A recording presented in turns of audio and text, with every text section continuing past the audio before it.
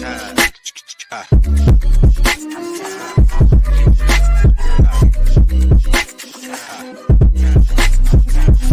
Late Morning Program with Nam Ras Podcast.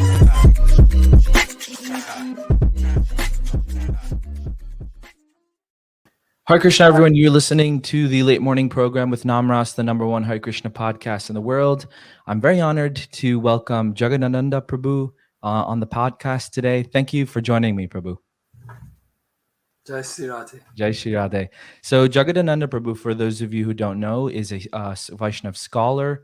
He has done his PhD on the Gopal Champu, Rasa psychology. He's an expert in Gaudiya Vaishnava history. He's done many writing projects. And so I'm so excited to speak with him about his history and about his work and things like that. So let's get right into it, Prabhu, and tell us how you came into, where did you grow up and how did you come in contact with Krishna Consciousness? Well, I'm right now. I'm talking to you from Montreal, which is where I spent most of my adolescent life. And I guess that Srila Prabhupada came to Montreal in 1967, because if you know the history at all, then Prabhupada had a visa problem in the United States. But because at that time the Commonwealth was much more liberal in terms of traveling, Indian people could come to Canada without any visa at all. And so Prabhupada came and stayed in Montreal. There was a big World's Fair at the time called Expo 67. And Prabhupada came here, and the devotees were quite active in 1967 and 68 in Montreal. So we all, we were among the first, I think it was the fourth city that Prabhupada established a temple in. And so I saw devotees, chanting here and there. And I was a student at university at the time, at McGill. So the devotees made their temple not very far from McGill University. And so I was quite familiar. And later on, it took me a couple of years, but I joined when I was 20 in 1970. Wow. And where did you served in Montreal in the beginning? No, I was, I went to Toronto. It was a summer of inevitability in my looking back, that things just started pushing me in a direction that led me almost to the temple. Mm-hmm. And I was in Toronto, so I joined in Toronto, and I was there. I had a usual ISKCON career of going here and there. We opened a temple in Ottawa, the Canadian capital city. And then I went to New York, and that's where I really started with the Sanskrit, was in New York. I went to, they somehow and other people thought that I had some interest in learning Sanskrit, which was true. And they sent me to work with the BBT. No, it wasn't the BBT at the time, it was ISKCON Press at the time. And so I went to New York, and I was there for a few months. And then they sent me to Dallas, where I was the first Sanskrit teacher in the Dallas Gurukul. Oh, wow. So that was about 1972, I guess, maybe the end of 72, 73. And then finally, then there was a bit of moving about again, but then I ended up in 1975 going to India. And the big 1975, if you know them in ISKCON history, then you know that in 1975, the Krishna Balaram temple opened. And right. Prabhupada particularly wanted as many people to go to India as possible. So I kind of piggybacked, because a lot of the parents of my students at Dallas wanted to go, and their parents wanted to go. So there was so I said, well, if all the students are going to go, why shouldn't I go? Yeah. So I really wanted to go. And I remember I started learning Bengali. I got a book for learning Bengali, and I was on that. We drove from Dallas to New York, and I spent the whole time reading how to learn Bengali, or learning Bengali quickly, or something like that. Wow. So by the time I got to India, I was already quite. I had already, let's say, I could read the alphabet, and I already knew some basic sentences. So when we got to Nabadweep, I remember I was in Navadvip, and I was just wandering in the town by myself, and I went and I purchased a dictionary, an English. That was the first thing I was looking for. I wanted to find an English to Bengali dictionary, Bengali to English dictionary. And when I got there, then I was in the street looking at my dictionary and asking, "What's this? What's this? Etaki, etaki." So I guess so when that happened, then it was decided by the forces of, because we had spent the previous year in New Vrindavan trying to start. Prabhupada wanted the Varnashram College. You've heard of that? Yeah. Prabhupada wanted to have the Varnashram College. And so it was decided that the older boys in Dallas, there were only 4 or 5 of them, that they should go to New Vrindavan and we would start. And so I was the one who was teaching in New Vrindavan. And then those students all went to India. And so I don't know who made the decision, but the GBC, I guess, made the decision to keep those boys in India and that I should also stay in India. So that was where I became the headmaster of the Mayapur Gurukula for about 5 years. Wow. And you're teaching Sanskrit. Did you have, I know there's always something around in ISKCON, at least, don't get too much into Sanskrit because you could become too smart, or like, what was that like? Or was it really accepted at that time for some people? No, it wasn't. Well, it was, a little bit, just so that we wouldn't seem too stupid. But I mean, Pradyumna was one, and Nitai was another. So Prabhupada used to make fun of Pradyumna a bit, because Pradyumna was such a bookish man, such a bookworm. Yeah. And Nitai, but Nitai was the one who really became the problem, because Nitai, that was already, boy, it was 76 or some 75, 76 that he left. And he left with a big splash. And so Prabhupada called him a black snake and things like that. And so as a result, it was, the word began to spread that Sanskrit was not helpful. Wow, that's where it started, huh? Well, it would probably be there because, right. Well, I mean, Nitai had been Prabhupada's secretary for quite some time. You often see photographs of him recording Prabhupada's walks and Prabhupada's talks, and he was editing the Sanskrit for Prabhupada's books, and so he was quite studious. He'd done Sanskrit at University of Colorado, I think, before he became a devotee. But then he became that's a whole long story. We can talk about it later. But he decided that ISKCON was not authentic enough for him, and so he. But the thing was that he went to Prabhupada himself and says, "Prabhupada, I want to go to another guru." But Prabhupada didn't give him permission, so he went on and did it on his own. But he's written some very interesting things about his experiences with his guru, Chinkuri Goswami. Oh, he's still around? Nitai? Yeah, Nitai keeps a pretty, well, he has a website also. I mean, I guess you could talk to him too. He probably, it'd be interesting. He's a very good scholar, but he's been very negative about ISKCON. Right. Which is kind of, he was just early, you could say. Right. Yeah.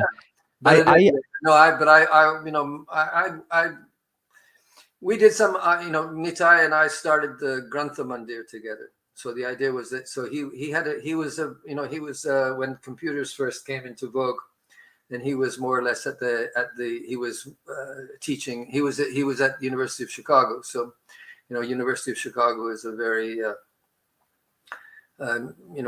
top university, especially when Indology and religious studies are concerned. So he was at the cutting edge of computer science in the early, in the 1990s, I guess it would have been, or even before that, 1980s. So he started the Grantha Mandir actually before I did, but I'm the one who really took it over and started making it. The Grantha Mandir? Tell us about the Grantha Mandir. Well, the Granth Mandir was so we started the Granth Mandir. I just finished my doctorate at the University of London. And at the University of London, there was a professor who had done the first PhD himself using software, text analysis software. So, the potential for analyzing text with computer technology I thought that it was a very good idea. I did a few projects of that sort myself, because to verify, for instance, the actual author of a book. So you can compare the language of a book. You can compare the vocabulary that's being used, or you can compare certain kinds of statements. So I did a comparison of Prabodhananda Saraswati, Vilapa Kusumanjali, and Krishna Karnamrita. So I wanted to see these three works. They're similar types of works. They're all works that are kind of what you call stotra kavya. The stotra kavya means a Sanskrit prayer that's written in glorification or in prayer to a deity. So Vilapa Kusumanjali is Raghunath Das Goswami's work, which he wrote to Radha, asking for service to Radha. And of course, Radha Rasa Sudhanidhi is a classical, in the same theme, but language is very different. I mean, you could never mistake Prabodhananda for Raghunath Das, nor could you mistake Raghunath Das for Prabodhananda. Their language is just, they're both Sanskrit. So for someone who's a beginner wouldn't notice the difference, but for someone who is actually, or even in the translations, you could say that there's a difference because the themes change a bit. And then Karnamrita, Krishna Karnamrita by Bilba Mangala, that's really the granddaddy of this kind of stotra kavya. So it was interesting to see how the three of them were compared, how they stood up. I was trying to prove that Prabodhananda Saraswati wrote the Radha Rasa Sudhanidhi. So I wanted to show that the language of Prabodhananda Saraswati was sufficiently distinctive that you could take his different works like Vrindavan Mahimamrita or Chaitanya Chandramrita, and by looking at the language and by looking at the patterns that were produced in the language, that it would be possible to state with a reasonable degree of assurance that this was the author. Oh, hang on a second, I gotta. Sure. I've got to plug in I forgot to plug in. Oh, okay, your laptop. Yeah. At any rate, so I was thinking that would be a very good idea. And I wanted to compare also, I was doing Uddhav Sandesh and Hangsa Dutta at the time. Mm-hmm. And so I wanted to, use the computer to analyze the text. That seems I never got very far with that. But what that did was it prompted me to put to make at that time there was no real good scanning software for Devanagari. Mm-hmm. Now you can scan Devanagari. But even so, if you scan the Devanagari, you still have to edit afterwards because it makes mistakes. And also quite often there are mistakes in the original text, in the Devanagari text also. So there's a lot of work in editing. And what's good about having it on the computer, having a digital text, is that you can go and you can correct it and everybody can get access to the corrected text and the updated text. So that's the kind of, Nitai started that project, but right now it's being working under the aegis of the Jiva Institute. And that's where despite all the incessant problems that information technology throws at you, it's still there, and we're hopefully one day we'll be able to make something of it all. Right. I use it every single day because I'm working every day now. Right now we're doing the Sandarbhas still. We're coming to the end of it. But I'm constantly looking at the Bhagavatam and looking at the Bhagavatam commentaries and editing the commentaries and trying to make it so that people in the future will be able to have texts that are correct. Wow. Are you working with Satyanarayan Babaji on that? Well, Satyanarayan doesn't work on the Grantha Mandir, but okay. He's the Grantha Mandir is now one of Jiva Institute's projects. Right. But I've been working with Babaji for about 13 years. I forget exactly when. I've been working on the Sandarbhas, so I'm one of the editors of the Sandarbha project. Okay. Going back to your history in India, something I found really interesting. Maybe there's something before this that we're skipping over, but when Srila Prabhupada told you, or someone told you, to go into like meet all the Gaudiya Vaishnavas in the area, I'd love to hear about that story of how you went and who did you meet, so that and was all that. well. It's kind of interesting. I mean, I was in India from 75 to 80. So Okay. I was there, Prabhupada spent several times that he was there in Mayapur. And so I got to have a couple of good sessions, sit-down sessions with Prabhupada. Oh yeah, please tell us about that first. Well, I had done an English translation. I never finished it, but I had done a few chapters of the Bhagavad Gita in English translation. We used to sing with the students, right? So this was one of the things. So Prabhupada wanted the students, the Bengali students, and also the Western students who were there, to learn Gita Gan. Have you seen that? You know Gita Gan? Sounds familiar. I don't know what that is. Yeah, Gita Gan. That was Prabhupada. Prabhupada did a complete translation in Bengali verse of the Bhagavad Gita, showing how much he loved the Bhagavad Gita. Prabhupada was a real fan of the Gita. Right. But we used to chant that with the students. So the students, when we were in Dallas, we used to Dayananda. I don't know if you know Dayananda Das. Dayananda was the president of the Dallas Gurukul. He was on the podcast just like a few episodes ago. Actually. Oh, great! Yeah, well, I should watch that. He's a very independent thinker nowadays, also. Yes, but he's always been independent. That was one of his characteristics. He's the one who started that. We used to have the Dallas Gurukul used to be quite an interesting place. We used to have a lot of competitions and things like that. And one of the competitions was the Krishna book competition. Somebody had set up, these tables with buzzers, so that we could have a Jeopardy contest or something. Yeah, one of these contest type things, and we'd see, and someone would ask questions, and the children would have to answer it. So that was very good for them. They really got excited and read. They were people. They knew the Krishna book inside and out. They could. The champion was a boy called Leela Smaranam. He got his name from his expertise, but he was so fast. You would ask him some kind of question like, how many bodyguards did Ugrasen have? Wow. He was good. But so in that spirit, we had a contest to who could learn the Bhagavad Gita the first. Who could memorize the whole 700 verses of the Bhagavad Gita first. And so the teachers and the students it was like the teachers against the students. But of course, the students won because they had a more elastic memory, and they could learn quickly. So there was a girl, I don't even remember her name. I should find out what the name of the girl was who learned the whole Bhagavad Gita. But I eventually did memorize the whole Bhagavad Gita in India. In 77. I actually was able to recite the Gita from beginning to end without stopping. Wow. But that started in Dallas. But at any rate, so that was Dayananda's idea. So so Prabhupada, so Prabhupada had his own. Prabhupada did his translation. So when we were in Mayapur, we started the same program with the Bengali translation. Yeah. Actually, if you look at the Bengali version of the Bhagavad Gita as it is, Bhagavad Gita Jata Jata.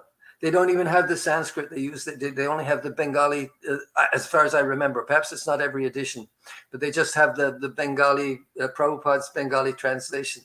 And they don't even have another translation. They just use the Bengali translation, and then they have the commentary. So that's the way Bhakti Chara decided to do it.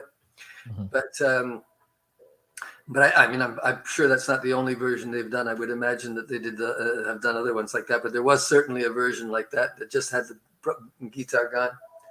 But I don't know what the situation is currently with the Gita Gan. There are what people do with it now. It doesn't seem to have the same. We used to really, I mean, the book distribution, that was the main book that they used to distribute, was the Gita. Wow. Yeah, no, I haven't heard anything about it. Yeah, well, I mean, I don't know why, because it's, but it's just that, in ISKCON, one of the things, because I had the good fortune to be in Mayapur, and so in Mayapur, I was in the Bengali world, and I learned in the Bengali, so I became quite familiar with the Bengali culture, Bengali Vaishnava culture, and so this is probably why, getting back to the story of what happened after Prabhupada disappeared. But when Prabhupada left the planet, then he made it in his will. One of his requests was that that he should. I found this extremely amazing, going back to that time, and I considered extremely significant also that that Prabhupada asked that in the course of his preaching, I mean, I can't remember the exact phrase, but in the course of Prabhupada's preaching, that he had perhaps committed offenses to other Vaishnavas.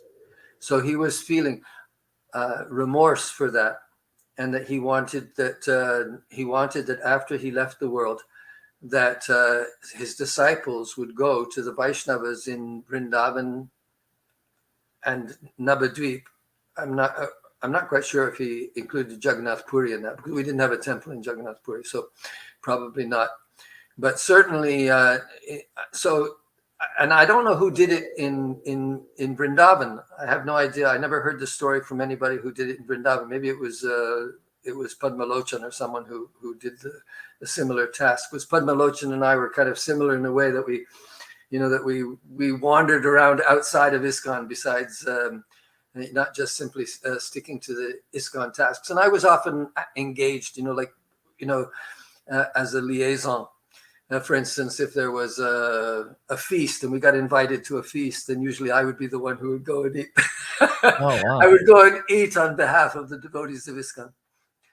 But I spoke Bengali, so it was a good opportunity for me, certainly. But it was also, that the ISKCON's leaders, because of the kind of conflict that existed between ISKCON and the Gaudiya Maths, that the ISKCON leaders, they very rarely went, if they were invited, let's say if it was the, Goswami Maharaj or Madhusudan Maharaj or Madhav Maharaj, they all had temples just down the road from us. Or Chaitanya. I don't think that Chaitanya Math, I don't think they ever invited us anywhere. but certainly those other temples, Madhusudan Maharaj and Goswami Maharaj, we were often, every year we would, for their special events that we would be invited. So I was the one who often got to go there, and I got to meet all these, these acharyas from the Gaudiya Math. So when it came to this last desire that Prabhupada had to ask forgiveness. Now, you see, the thing was that it was a difference in opinion. For the leaders of the ISKCON, they just considered that this was some kind of exemplary humility on Prabhupada's part, and they didn't take it seriously that this had any meaning. But I thought that it was, I thought that he meant it. I thought that he was being sincere, because I was quite familiar with all the, the language that was, thrown around in this competitive inter-Vaishnav community. Mm-hmm. So like in letters or something. Well, I mean, of course, Prabhupada did write things in letters, but I mean, maybe he did it just, maybe he, I think that quite likely, because, for a long time in ISKCON, the records, they didn't really have any translations of they had recordings, but a lot of the times when Prabhupada was speaking, the English part would be recorded. And when they started speaking Hindi or Bengali, they would just cut it out. They wouldn't even bother to record it. Oh, right. But then later they started recording it, but those were never translated. I mean, I think that perhaps now they've been translated, but it took a long time for them to get to the point where they would actually translated those things. So exactly what Prabhupada was saying, sometimes I think he was saying these he was saying unkind things about his disciples. Let's put it that way. Right. But also he was, Prabhupada was strongly opinionated about about how to go about spreading Mahaprabhu's message, and he felt quite convinced that what he was doing was really the only appropriate way of engaging with the Sankirtan movement. And so Prabhupada and Bhaktisiddhanta Saraswati, for instance, there was a lot of criticism of the traditional Vaishnavas, calling them sahajas, Right. and like Bhaktisiddhanta Saraswati saying that Nirjan Bhajan, talking about Nirjan Bhajan, Tomar Harinama Kebala Kaitob. Right. Your chanting of the holy name is just cheating. Mm. You're just deceiving people. You're only doing it for pratishta. Was that Vaishnav K? Yeah, that's right, Vaishnav K. Right. So you were going to all those Vaishnavas. So this is what happened. So this was good. This was what happened to me. So Prabhupada said, that we should do. So somebody, I guess Bhaktivinod or Jayapataka gave me a fistful of dollars, of rupees, and told me to go and told me to do it. So I went to Navadvip and I looked up and tried to find all the Vaishnavas that I could find.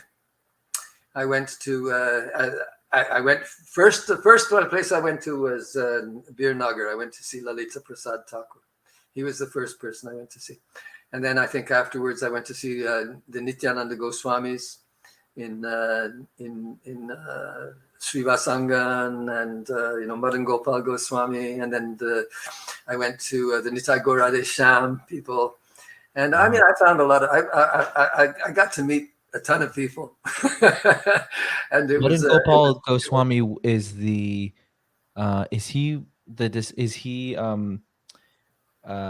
his disciple's disciple has something to do with Vinod Bihari Babaji from Varshana, or am I mistaken that? No, Vinod Bihari Babaji in Varshana is the disciple of Tinkuri Baba. So he's the disciple of Nitai took initiation from Tinkuri Baba. Oh, right. Kishorananda Das, and so but he was called Tinkuri. That was his given name in childhood, right? Because of the where are you from? What's your origin? What are your Indian origins? Gujarat. Yeah. So that's a bit different. I don't know if they have that habit in. It's a very much. I don't think I've ever seen those names given. You sometimes see Panchkuri, Tinkuri, Satkuri. The idea is kuri is a cowrie, right? It means one of those little shells that used to be used as money. Oh, right. And so what would happen is that when a family was having difficulty with the children dying, right? You have in the past a lot of children died at birth or very quickly afterwards. Childhood diseases. So when one or two or three children had died, then they would go and they would sell their child to the deity for a certain for 3 coin, for like 3 pennies or for 5 pennies. Right? That's why they would get the name. And then you say, okay, now he's yours. Like you take care of him. It's not our responsibility anymore. Wow. At any rate, I went to all those. I don't think that I didn't go to Tinkuri. I met Tinkuri Prabhu afterwards, but at the time he wasn't in Navadvip. He was in Vrindavan. What was your initial impression of all these? Like, I know you probably came from an ISKCON background in the sense of, okay, I have my home in ISKCON and Prabhupada's there, and I'm just meeting all these Vaishnavas. Did you think like, whoa, there's a whole world out there, or like, Well, that was the first thing that I was amazed by was their humility. There was only one person. I probably shouldn't mention the name, but there was only one person who I think he had really been hurt by some of the things that Prabhupada said. And that so when I came to him, he was like, okay, You know, it was like kind of begrudgingly, you know, like, oh, I guess I have to, you know. Wow. But most of the other ones, they were, you know, every single one of them, they've had nothing but praise for Prabhupada. They glorified Prabhupada. They were, you know, and actually, you mentioned Vinod Bihari Baba, but fairly recently, in the last 6 months or so, there was a recording of Vinod Bihari Baba. Perhaps it was at Prabhupada's disappearance or appearance day, or I think a few days after Prabhupada's appearance day or something. Because a lot of ISKCON people go to see Vinod Bihari Baba in Benares. Yes. And he never tells them, you know, that you're, you know, he never says anything negative to them. He encourages them, and he's a real Nam Sankirtan person. He's really dedicated. I mean, he's really a person who believes in the holy name and in the Nam Yagya. And so he doesn't, you know, if you listen to, I mean, do you speak Hindi? Is your Hindi any good? It's okay. I mean, I can understand a lot, but my speaking is like, I learned it from like watching Mahabharata as a kid. Okay. Well, you can, if you listen to Vinod Bihari, you know, his. I did watch that video, I think, where he glorifies Srila Prabhupada. Yeah, I mean, he's quite, so that's the kind of, I mean, that's what I ran into, that kind of thing. Maybe not quite, because people over the years, you know, and people see how the Krishna Consciousness movement has, you know, continued to spread. And not only has it continued to spread, but I think that what's convincing the people in India of the bona fides, let's say, of ISKCON is the fact that so many of the devotees have actually become learned and you know, so many of them have integrated with Indian society in some ways. Like, and this is I don't know if there's several people now who are doing this kind of thing in Vrindavan over the last couple of years. There's Raj Narayan, Gautam Khattar, and what's the other fellow? There's Mero Brindavan. There's about 4 or 5 people now who are going around, and they're just interviewing devotees in Vrindavan, and especially Gautam Khattar is very interested in talking to Western devotees. Oh yes, I've seen some of his stuff on YouTube. You know, some of them are in English, but he loves. He just really loves it. He finds all these Western devotees who, or not just devotees, because he goes to Rishikesh and Hardwar and finds you know, yogis and who like walked from Sweden or something like that. That's right. Yeah. Like, I saw those. People. There's that one guy from there. Yeah, I mean, there's some really interesting fellows there. Yeah, and a lot of them do speak. I mean, some of them speak fantastic Hindi. Yes. You know, there was one fellow who was from Australia, and he went, and his parents were yogis, and they sent him to the Bihar School of Yoga. And he went there as a child of 13. He was 13 when he went there. So his Hindi is, you know, and he also studied. So he was, I mean, his Hindi is perfect. That's awesome. There are quite a few people like that now. Yeah. So, I mean, for the Gautam Khattar especially he's a real Hindu nationalist, right? And so he really likes to say, "Look at these people; they're waiting devotees, better devotees, more Indian than most Indians." Yeah, that's right. Popular line. And you know, and of course, all the devotees are very. I mean, actually, I find that the devotees are really quite innocent, and they don't challenge him at all. You know. He says, you know, why do you come to India? What are you coming to India for? What is it? What do you want here? And you know, we love India. You know, it's spiritual. We want, you know, this is what we're looking for. You know, West is just, you know, running after sense gratification. Work hard to make money, and so you can do what? Enjoy. You know, like that kind of thing. Yeah. So he's it must be a good preaching tool, because some of those videos have hit millions of followers. Mm-hmm. There have been some that have had, you know, like, you know, some of them had 2, 3, 4 million, you know, hits. Views, yeah. You can do that in India, you know. You should switch languages. So meeting all those. So how often did you do that, or you just did it once? No, I went everywhere and did it. I went to meet everybody, and I did it that once. But I mean, later on, I went and I mean, I really didn't. I didn't really get caught up in any of them, but it really gave me the opportunity to see Navadvip, and I mean, I went to all the Gaudiya Maths.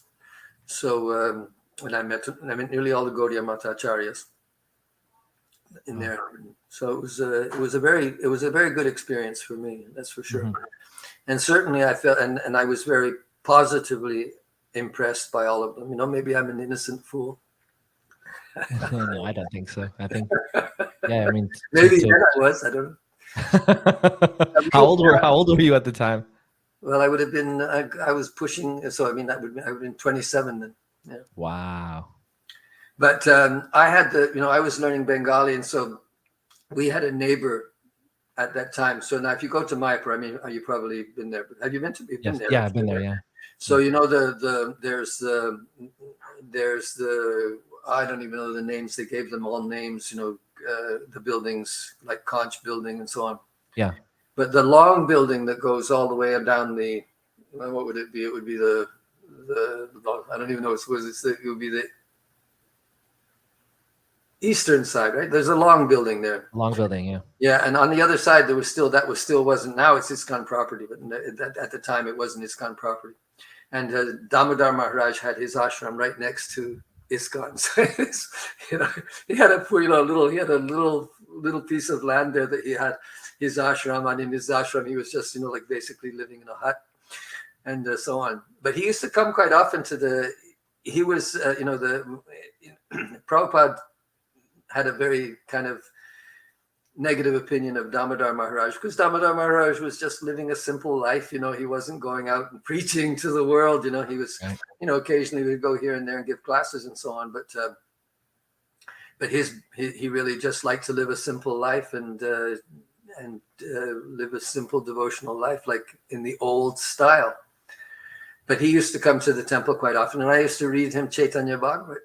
It was I gave me he used to sit there and listen, and I would read Chaitanya Bhagavat to him. So that was something that there was nobody in ISKCON I could do that with, really. It was something that I went to the Devananda Gaudiya Math, which was Vaman Maharaj, and I started learning Harinam Amrita Vyakaran at Devananda Gaudiya Math. So I would go there, try to go there every single day to learn Harinam Amrita Vyakaran. Of course, I didn't get very far, but at least it was, it was a very good experience for me. And it gave me also the opportunity, because the Devananda Gaudiya Math had their magazine, and Prabhupada used to, because Prabhupada was a friend of Keshav Maharaj. And so Prabhupada wrote and published, and he was quite a frequent writer and publisher, not publisher, but contributor. I think he was on the editorial board also of their magazine, and so I was given the opportunity to go there and to find all of Prabhupada's writings at the Devananda Gaudiya Math. So all the compilation, later on it was published as a book, all of Prabhupada's articles that he wrote while he was still. This is before he had even taken sannyas, and those were compiled into a book. I'm sure it's been available. They used to call it, for some reason it was called Vairagya Vidya, but I think they changed the name afterwards, that it was not, didn't fit the contents. But that was where all these poems, Prabhupada's poems, Vrindavane Bhajan. I mean, I can remember when I found those, I always felt like I was, Christopher Columbus landing in America, And so actually I did the first attempt at translating some of those, but I think they've all been redone. But the poem. Did you go to meet Sridhar Maharaj also? Pardon? Sridhar Maharaj? Sridhar Maharaj all the time. Yeah. I was especially after Prabhupada left. Of course, Sridhar Maharaj was one of the people that I visited with the offering of apologies, but people after not from Prabhupada. Pardon? Apology from Srila Prabhupada, or from after Prabhupada left? Yeah, this would be after the Srila Prabhupada. Oh, okay. No, I never went there when Prabhupada was alive. Okay. But or perhaps shouldn't. That's improper language. But when Prabhupada was present, I never went to Sridhar Maharaj's. I mean, a lot of other people did, but Right. they usually went with Prabhupada. So you have photos of Prabhupada going there with his whole, his entourage. Yes. But I was always too busy with the Gurukul for that kind of thing. Right.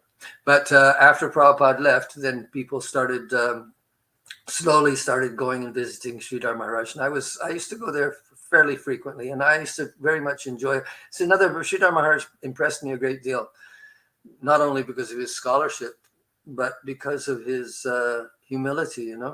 He would, I would come there, and here I am, like a 27-year-old kid, right? And with completely ignorant, really, even after several years in ISKCON.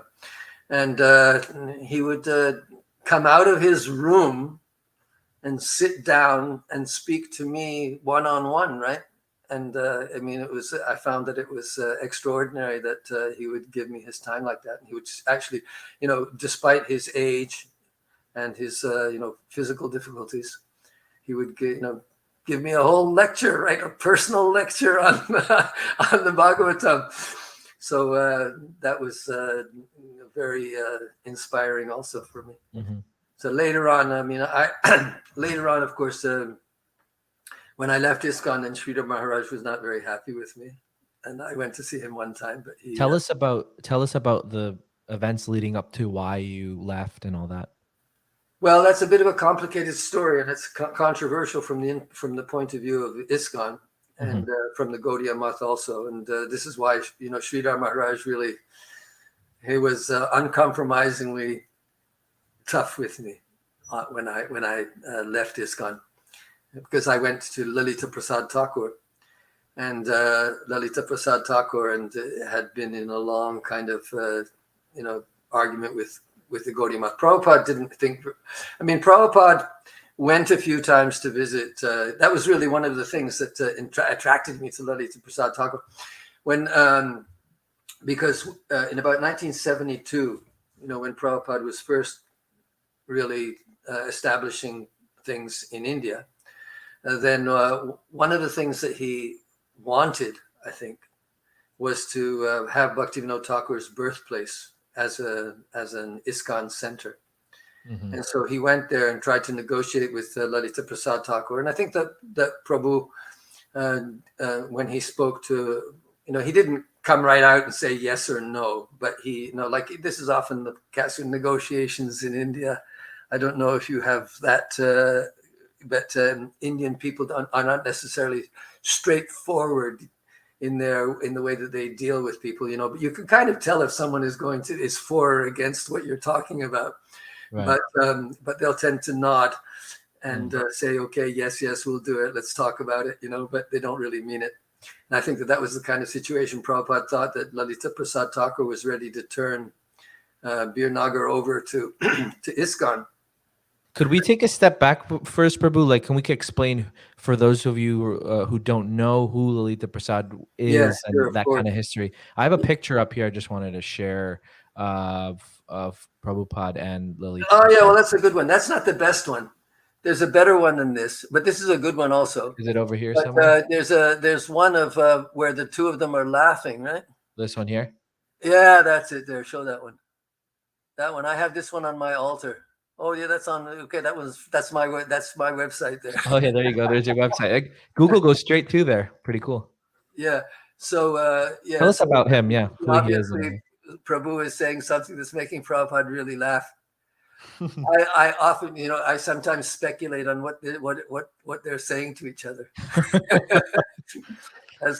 I often think, because I said I joked a little bit earlier that maybe they're saying, because if you look at some of the other pictures from this series, you'll see that Guru Das and Shyam Sundar are, you don't have them there. No, they're not there. Oh, they're not there. No. But there's if you look at this, if you go back and look at this one. There, you showed one. Go ahead, go back. Yeah. It's loading. Okay. No, that's not. It's here. Go back to yours. There, that one. Yeah, there. Yeah. Okay, look at that picture. Is that what shows? Can you make that one bigger? Yeah. Okay, no, this is not the one. But you see here is Guru Das, and I forget who that is there. But Achutananda, it says. Huh? Oops. It said Achutananda. Oh, is that Achutananda? Yeah, that's Achutananda, right? Achutananda, Gurudas, and Srila Prabhupada. Okay. Well, in some of the pictures, they're falling asleep. Oh, really? Because they're speaking another language and no one understands. So Yeah, therefore, exactly, right?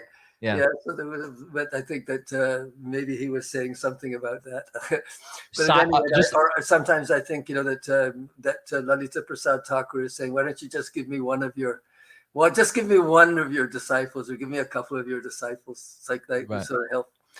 So I don't know if Prabhupada wanted to do that, but maybe that's why he was laughing. right. Just as a side note, this Yeah, let picture me was finish. going Let me around. finish who's saying. So Lalita Prasad Thakur is this is a picture of him right when he was 99 years old, so right near the end of his life. Wow. But Lalita Prasad Thakur is the director. Oh, you got some good pictures there, boy. I don't see. Is it? It's just a short Google search. Yeah, no, okay. Anyway, but this is anyway, Lalita Prasad Thakur is the son of Bhaktivinod Thakur. He was the last surviving descendant of, not the last surviving offspring. So Right. he was he left his body, I guess, in 1980. So he was born in 1879. Wow. And he spent the last 40 or 50 years of his life at Bhaktivinoda Thakur's birthplace, which he had developed. So he discovered that he went there in the autobiography. If you've ever read Bhaktivinoda Thakur's autobiography, there's in about 1892 or something like that, Bhaktivinoda Thakur went with Bhaktisiddhanta, with Bimala Prasad, and with Lalita Prasad and a couple of his other sons. They went and visited Bir Nagar, and Bhaktivinoda Thakur pointed out the place where he had been born.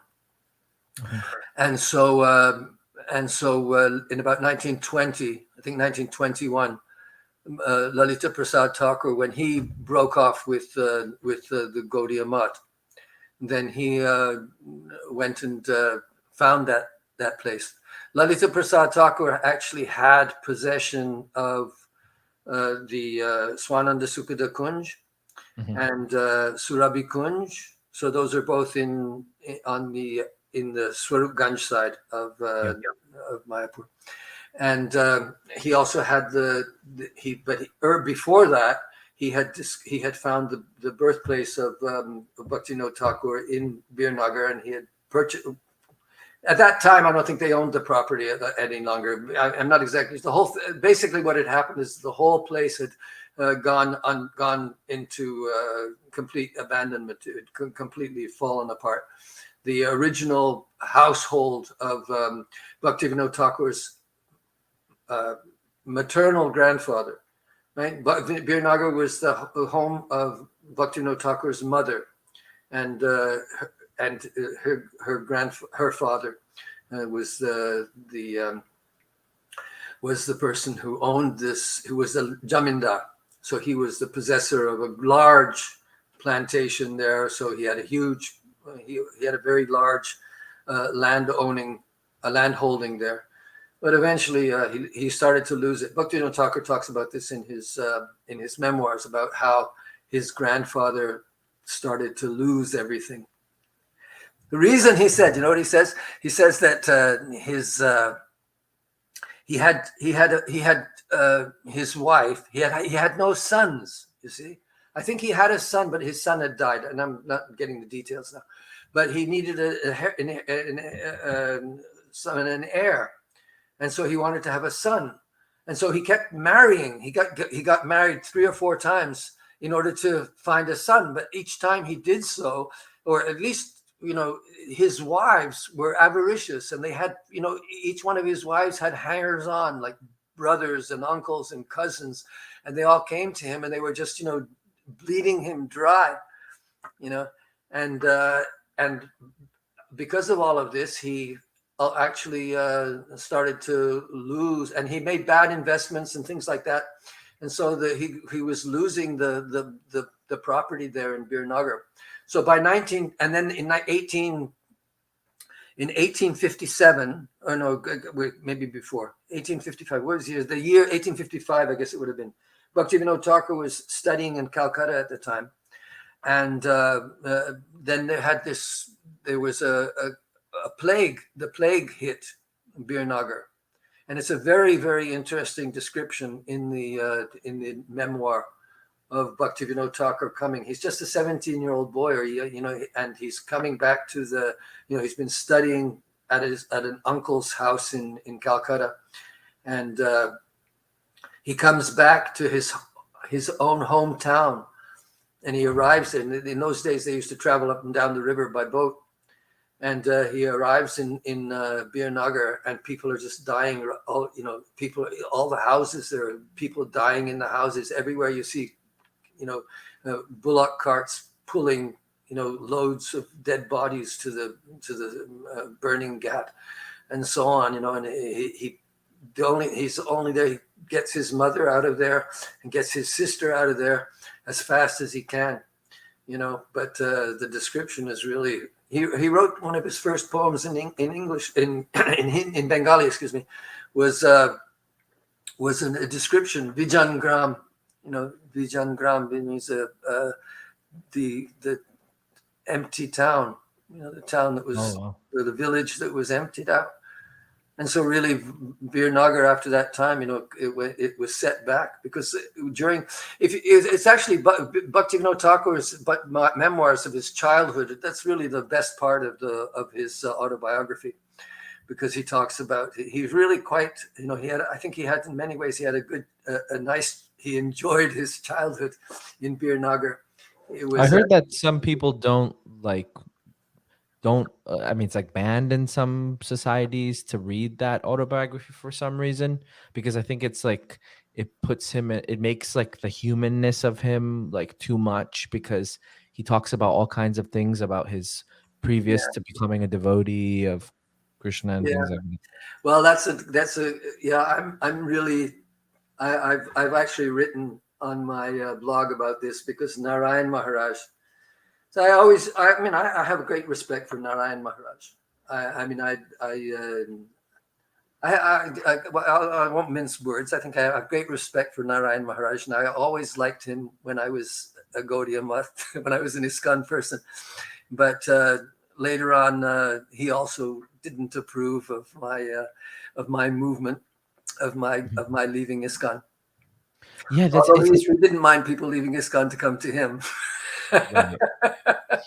But I read in one of his conversations, because they published several books of Narayan Maharaj's conversations, and I read one of those things when he said things, and he said, first of all, he argues that Bhaktivinod Thakur didn't write it at all, that it was Lalita Prasad who did so, and that's just completely ridiculous. And I felt rather annoyed that someone with Narayan Maharaj's authority should say something like that.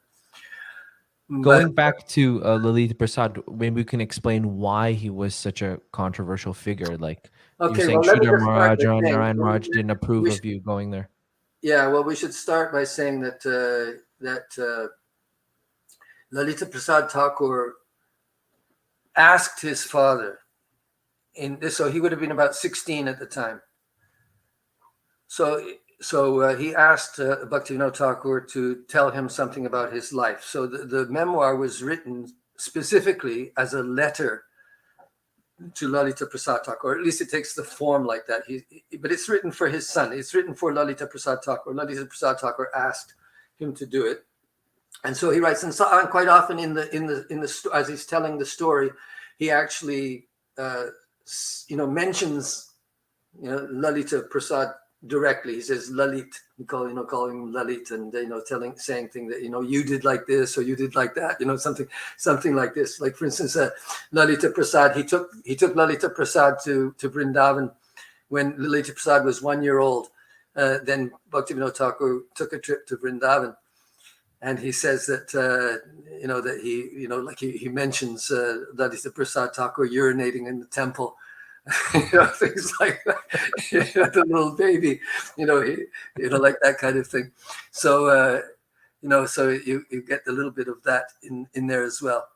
But, well, as to whether it's too human, that's something that I think that is something that we needn't really worry about. It's really the basic problem of the whole Guru Tattva problem in that's the Western devotees have, and also I think that it's extended beyond that. In India, maybe it starts with Bhaktisiddhanta Saraswati. I'm not quite sure, but in India, the custom, if you look back, there's actually an article on my blog about this also called Charismatic Renewal. I wrote this, this was published in Edward Bryant's book called The Post-Charismatic Fate of a Religious Transplanter. So I think yes, I've heard of that book. Yeah, my article in there was about the systems, the way that the Gaudiya Vaishnava society had been constructed prior to the coming of Bhaktisiddhanta Saraswati, really. Because Bhaktivinod Thakur, he never started, like sometimes nowadays you see, and it's another irritating mistake that I see in some scholarly works, even some important Bengali scholars of Gaudiya Vaishnavism. They say that Bhaktivinod Thakur founded the Gaudiya Math. And that's, of course, completely erroneous. Mm-hmm. But Bhaktivinod Thakur himself, he started something different. He started he called Namhatta. So he was trying to organize, but his organization was not like a top-heavy thing with him as the acharya and so on. He was thinking about modern ways to, or let's say, for instance, he was looking for ways to synthesize the ways that the Christian preachers, with whom he was very familiar, had spread Christianity or were trying to spread Christianity in Bengal, and also the traditional methods of Sankirtan and Path and so on. I mean, the 19th century, if you read about 19th century, what was going on in Vaishnavism in the 19th century, it's a good book by Kanta Chakravarti. Chakravarti, I forget, something, Rajini I'm getting old, my friend. But he has a fairly good couple of chapters about 19th century Bengal and what was going on. Often we have a very negative opinion of the way that Vaishnavism was, being cultivated and what was going on. But you have to understand that Gaudiya Vaishnavism has been spreading ever since its inception. It didn't stop. It didn't stop somewhere. It wasn't like that everything went dark in the 19th century or something like that. I mean, it was continuing on. It had its struggles, of course, like everything else.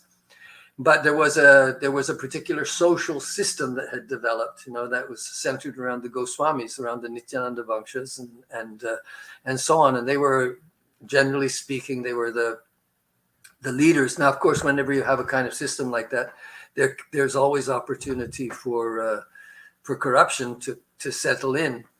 But on the whole, even during the time of Siddhanta Saraswati, there were many Goswamis who were, staggeringly good scholars of Gaudiya Vaishnavism, and there were people in the Babaji community also who were, fantastic scholars of Gaudiya Vaishnavism, Sanskrit and so on. As a matter of fact, you can say that it hasn't really gotten much better. Maybe now, I think that nowadays with the availability of information, right? Like when the internet came out, I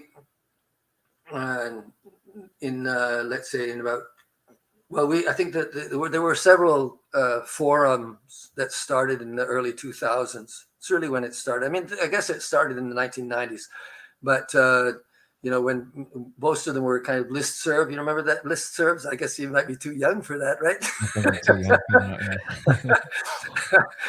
Anyway, they had these. But the internet provided opportunities for information exchange, and in 2002 we started Gaudiya discussions, and that it was just. I remember that. Yeah, well, Gaudiya discussions. That was one of I was a I think I was number 4. I was one of the beginner, the founders of the Gaudiya discussions. Oh, cool. But the Gaudiya discussions was really great because we had many people were coming there because they were, and even now, Marcus, who is the one who started that, the archives are still there, and a lot of the archives are still quite worthwhile, even for somebody just sent me a translation that I had published on was asking me for some feedback on that translation I posted on Gaudiya discussions 20 years ago.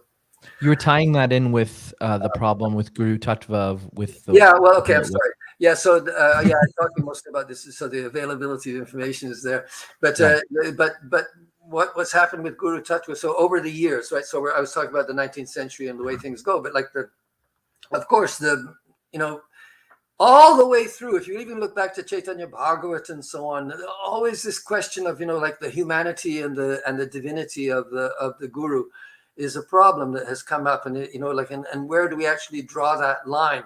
And when does it, because even in the Bhakti Sandarbha, Jiva Goswami says that that you should ask your guru for permission. This is why I was mentioning before about Nitai going to Prabhupada and asking him for permission. So he was following Jiva Goswami's instruction. And so Jiva Goswami says, if your guru doesn't give you permission to associate with other advanced Vaishnavas, then you should worship your guru from a distance, right? So this was these kinds of things were, so the most important thing was not that he knows everything, not that he's some kind of, divine creature, but that he is pushing you forward in your spiritual life. And if there's someone who is more advanced or someone that you can learn from, then he will send you to that person and say, go for it. Now learn. Become, like you want to learn you want to become a better musician for Krishna. I can't help you. You go to someone else, like that. So the idea is to encourage the disciple to go. But nowadays we have this idea that maybe comes from, that Vivekananda Ramakrishna story where the Vivekananda goes and sees Ramakrishna and Ramakrishna touches him on the head and his whole body flushes up in, ecstatic symptoms and so on. And he sees the divine or whatever, and so we want that kind of guru. But, it's not necessarily that you're going to find that kind of guru, right? It's not that does that mean that you're people nowadays are waiting for some, the basic thing about guru is that he gives you initiation. That's what the Diksha Guru. And then after Diksha Guru, then you have Shiksha Gurus. Yeah. So the Diksha Guru is, according to Jiva Goswami, the Diksha Guru is usually what Jiva Goswami calls Shravana Guru. He doesn't use the word Shiksha Guru. He uses Shravana Guru. He also uses the expression Bhajana Shiksha Guru, but that comes a bit later, right? So you start, your first guru is a Shravana Guru. He's the person who is instructing you. So, okay, going back to the original problems of Guru Tattva in ISKCON, right? When you had in the 80s, there was a movement among the temple presidents in North America, right? This was the North American temple presidents' rebellion. They didn't like the way that the GBC and the gurus were manipulating things, but they were saying that we're actually doing the work of the guru, right? That we're in the temples and people are coming to the temple and we're teaching them Bhagavatam. We're teaching them, we're instructing them. We're doing all actually the hands-on work of Guru Tattva is being done by us. And then you guys come along and you say, he's my disciple. I'm taking him now, right? Right. Let him come. I'm the, here, what's this Montreal Temple? This is what happened in Montreal. Kirtananda, Gopal Krishna, they destroyed the Montreal Temple. When the Montreal Temple, at the height of the Montreal Temple, we had Nandi. This is why so many of these Canadian people now have become Ritviks, right? Because the Montreal Temple had a vibrant, exciting kind of program. There were lots of musicians. They were musicians who had been professional musicians before, and they had a sense of excitement about kirtan and doing the kirtan music and so on. And then they got told that it was all Maya. And Kirtanananda came and said, "We need you or Kirtanananda said, "Come, I need people in New Vrindavan." And so what they did was they sucked the temples dry, and like Tamal Krishna was another one who came with the Damodar party, and he was coming and taking all the good book distributors and right. I heard about that. Yes. So these kinds of things were going on. So the amazing main point that I'm saying is that they were right. You see that they were actually doing the work of Guru. They were actually the ones they should have been the ones who were giving initiation. Oh, you're saying the TPs were right. Yeah, the temple presidents, right? Right. So, okay, well, is that temple president on the same level as Srila Prabhupada? Well, obviously not, right? But does that, but that's the point. They say, well, only if you're on the level of Srila Prabhupada are you qualified to be a guru. Isn't that kind of ridiculous? I mean, that you can only, then it's like saying only if you're on the level of Chaitanya Mahaprabhu can you be a guru. But, only if you're on the level of Nityananda Prabhu. Right. So what's with the Nityananda family? They're, well,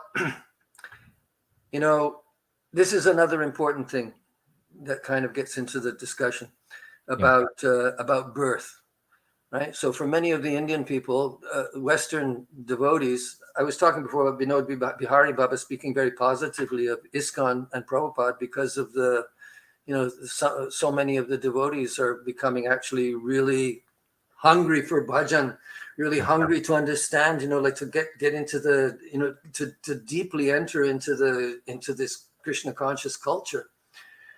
And so that kind of thing is, the thickening, what Prabhupada used to call the thickening of the milk, right? Mm-hmm. But you want, of course, to have the most highly qualified gurus. And of course, you don't want your gurus falling down left and right. But that happened anyway, right?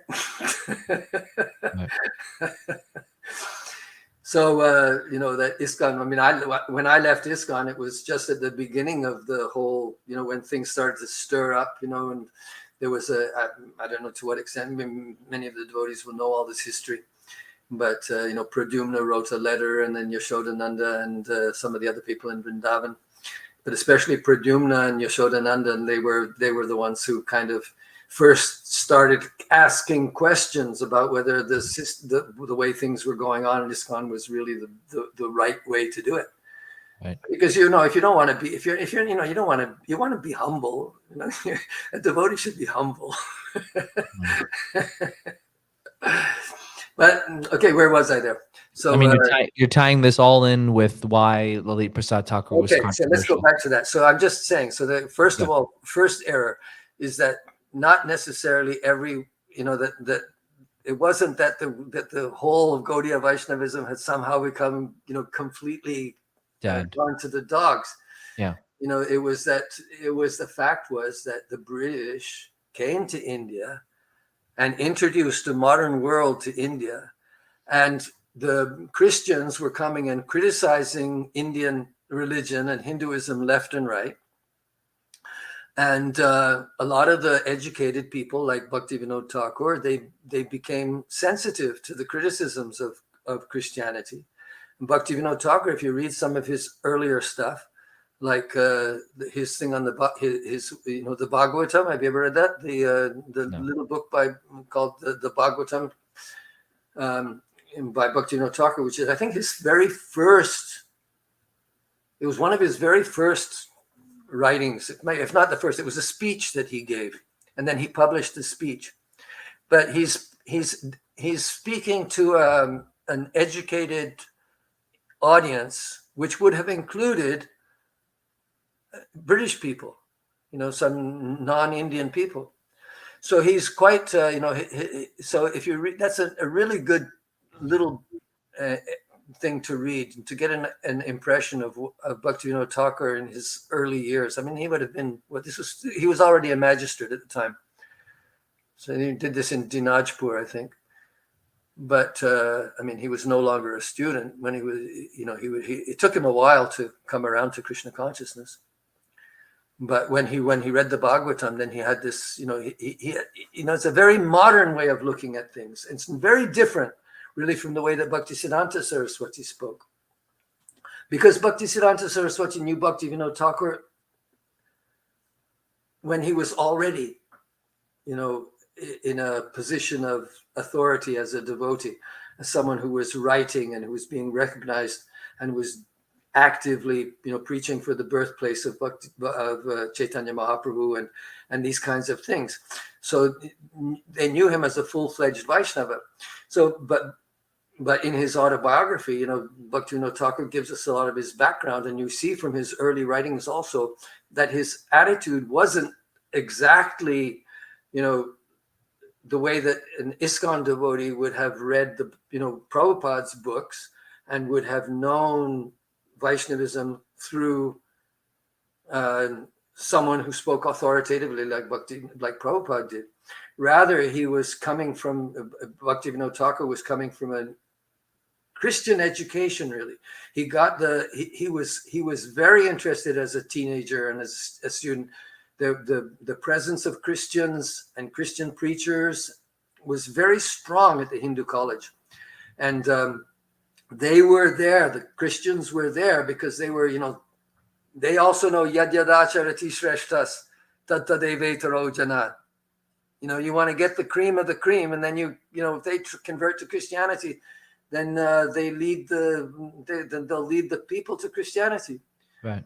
So Bhaktivinod Thakur, had seen that, and he'd been. I still haven't, I hope that some scholars will do some really good research on what exactly was Bhaktivinod Thakur, in relationship to the kinds of people that he was talking to, what the kind of Christianity that he was interrelating with. And I did a podcast with a scholar about. I know who. Yes, with Lucien Wang. What? Lalita Madhava, Lucien Wang. Oh yeah, yes, okay, yeah. So I've met him also. We had some talks. He came to Vrindavan once. Right. Yeah. So so there are people who are, but there have been other people. I mean, it's an interesting area of discussion. Yeah, definitely. I was just talking. I hope you don't mind me. I'm really do have a tendency to go off in many directions. I'm trying to reel you back to the main. But okay, well, let's forget what I was going to go talk about. No. Go finish your thought. But Lalita Prasad Thakur. So Lalita Prasad Thakur, he got Bhaktivinod Thakur to write this autobiography, and so it was very, very useful and very, very interesting. And I enjoy it greatly. I enjoyed it in Bengali, and I enjoyed it in the translation also. I actually redid the translation, so hopefully that'll be published one day. Oh, wow.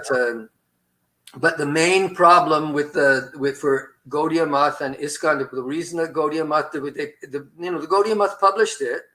Sundarananda Vidyavinod published the memoir, but I think they only did it once because of the problem that Bipin Bihari Goswami is Bhaktivinod Thakur's guru. Mm-hmm. So Bipinod Bihari Goswami has been written out of Gaudiya Vaishnava history by ISKCON and by the Gaudiya Math. I mean, there's some people in the Gaudiya Math who know that Bipin Bihari Goswami was Bhaktivinod Thakur's guru, but they've marginalized him so much they don't even, he's not in the Parampara, for instance. I mean, I often think if you were to if I was to say, okay, I accept Bhaktivedanta Swami as my guru, but I don't accept that Bhaktisiddhanta Saraswati is his guru, how would that work? Yeah. It doesn't work, right? You can't say, so is Diksha Guru important? Is Diksha Parampara important, or is it not important? So now they say that Diksha Guru Parampara is not important, that the only important Parampara is Shiksha Guru. But that's not true. I mean, what's the whole problem with the Ritvigs? The Ritvigs are saying that we don't need to be actually physically in Prabhupada's presence in order to be his disciple. Yeah. That anybody can be Prabhupada's disciple. It's like Christianity. You get baptized, you become a disciple of Jesus Christ. Nobody else counts, right? Yeah. But that's not that's not Hinduism and that's not Vaishnavism. Because Vaishnavism, you see, in Vaishnavism, you recognize the presence of God's mercy in the person who is your guru, right? So it's not the person that you're looking at, it's the presence of God's mercy. That's what you're looking at.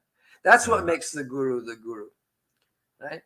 Now, of course, the presence of God's mercy, I mean, you have to be qualified, right? Someone has to have some element of devotion in them, or else he wouldn't be able to have that power. But certainly in terms of Guru Tattva, you don't have to, it doesn't have to be, it doesn't, you have to recognize the Diksha Guru. The Diksha Guru is actually has always traditionally been the disciplic line, Well, that's debatable, I guess, it's not, I can, you can find other examples where it's not the case.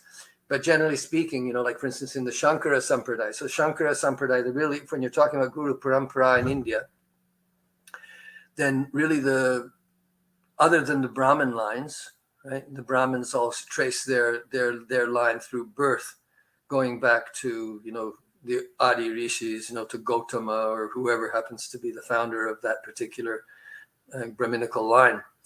But we don't have really, going back historically, any of these disciplic lines in India before Shankaracharya.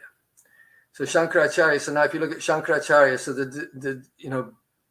you have the maths, the 4 maths of Shankara, and they have their disciplic succession. So their disciplic succession is who are the heads of the math, and the head of the math would always, appoint his disciple to be his successor.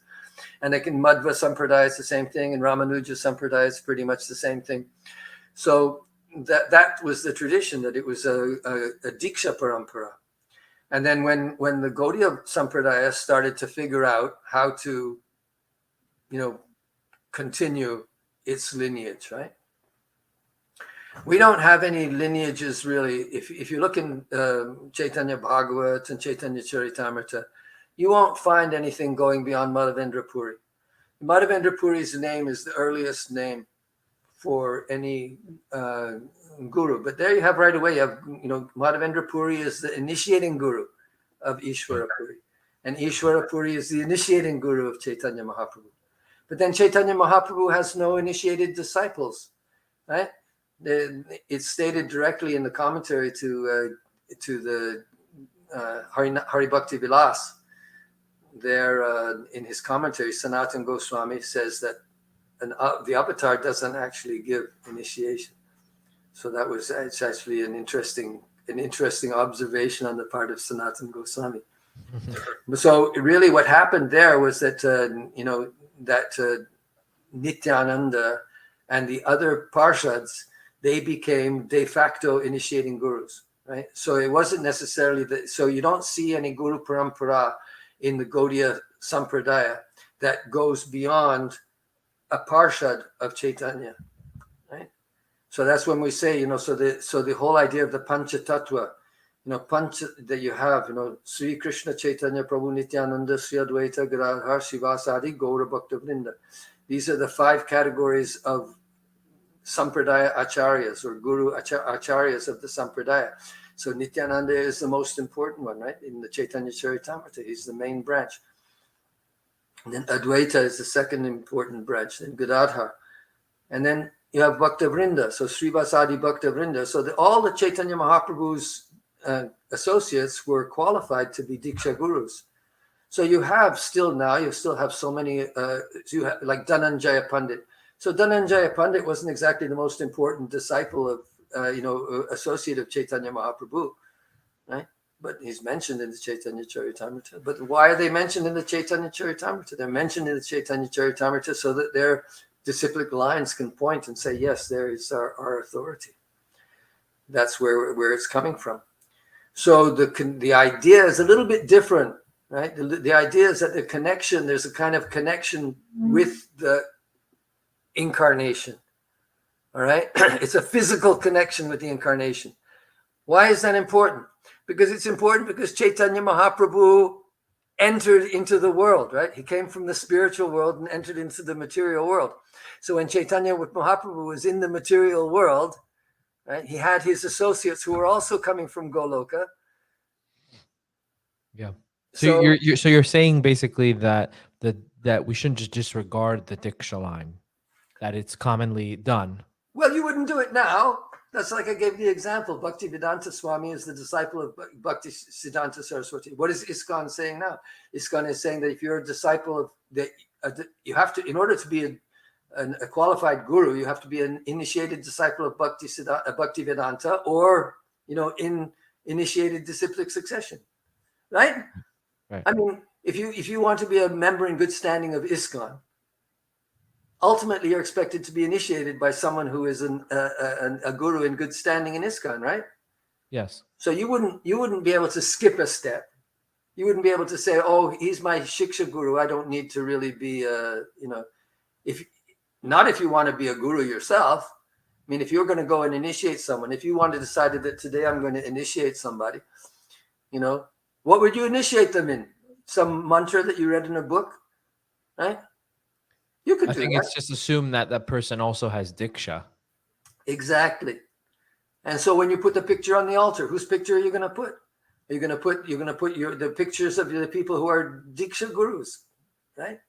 Yeah. The only problem is that when you get to Bhaktivinod, but when you get to Bhaktisiddhanta Saraswati, that's really where things start to get confusing. Mm-hmm. Because Gaur Kishore Das Babaji, we don't really know, really. I mean, of course, Gaudiya Math people will argue vehemently that Gaur Kishore Das Babaji did give initiation to Bhaktisiddhanta Saraswati, but there's a considerable debate about that. I know I'm going to get into trouble for this. I might get into trouble too, but this is fascinating. It's a fascinating history. But the thing about it is that Bhaktivinod Thakur, in so many ways, Bhaktivinod Thakur is. Without Bhaktivinod Thakur, what did Bhaktisiddhanta Saraswati? Bhaktisiddhanta Saraswati wrote a few things. He gave a lot of lectures and so on. But really the Gaudiya Math, the central part of the Gaudiya Math was to publish and distribute the books of Bhaktivinod Thakur. Jaiva Dharma, Chaitanya Shikshamrita, Mahaprabhu Shiksha, keep on going, like Krishna Sangita, like Datta Kaustuv, there's all the things, but most of all, it's the songs, right? So the Bhaktivinod Thakur's songbooks. These are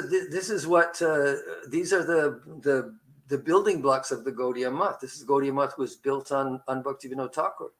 So now this Bhaktivinod Thakur, he tells the story of how he got initiated by his guru, how he found his guru. And it's quite interesting because Bhaktivinod Thakur was already, it was 1880. So Lalita Prasad Thakur was born just after Bhaktivinod Thakur got initiated. So this is another thing. But so Bhaktivinod Thakur actually got initiated in 1880.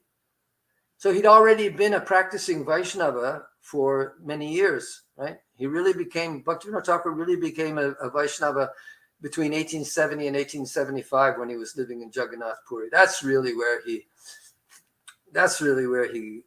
got his fire. And so what was the point to erase kind of Bipin Bihari Goswami from the... Okay, so now the point is that what happens if your Diksha Guru says something that you don't like? What do you do then? Right? Right. So now you can say, all right, I don't like what my guru is speaking something that's not authorized in the scripture. Mm-hmm. But he's given me initiation. Now, do I reject his initiation because of that? No. Right. So now that's what I agree. But now Bhaktisiddhanta Saraswati did not. You go back to 1903 or 1905. And there you see that Bhaktisiddhanta Saraswati is thanked by Bipin Bihari Goswami for editing and for correcting the manuscript for a book that he's written, and that he was actually participating in the publication, because Bhaktisiddhanta Saraswati, before he became his own his own independent.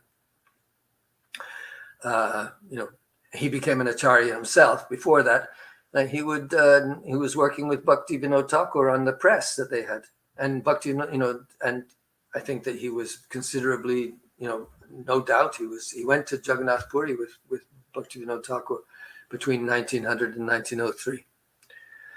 So there was a strong connection, but Vipin Bihari Goswami and Bhaktisiddhanta Saraswati, they had a falling out. Oh, interesting. There were things that Bhaktisiddhanta Saraswati didn't like about Vipin Bihari Goswami. Uh-huh. But if you look at what Bhaktivinod Thakur has to say about it, and what Vipin Bihari Goswami has to say about Bhaktivinod Thakur, right? Vipin Bihari Goswami wrote a 1,000-page book called Dashamula Niryasa. Dashamula, that's Bhaktivinod Thakur's thing. Right. So Bhaktivinod Thakur, one of his books is Dashamula, So there, Vipin Bihari Goswami wrote an entire book, and he kind of, it's a lot broader than just Bhaktivinod Thakur's verses, but he quotes Bhaktivinod Thakur's verse, and he writes about a 10-page glorification of Bhaktivinod Thakur towards the end of the book. So, where he gives a little bit of an autobiographical note and says, of all my disciples, the best one is Bhaktivinod Thakur. And says, if it wasn't for Bhaktivinod Thakur, he said, I wouldn't be able to, he was the one who kept my household afloat. Mm-hmm.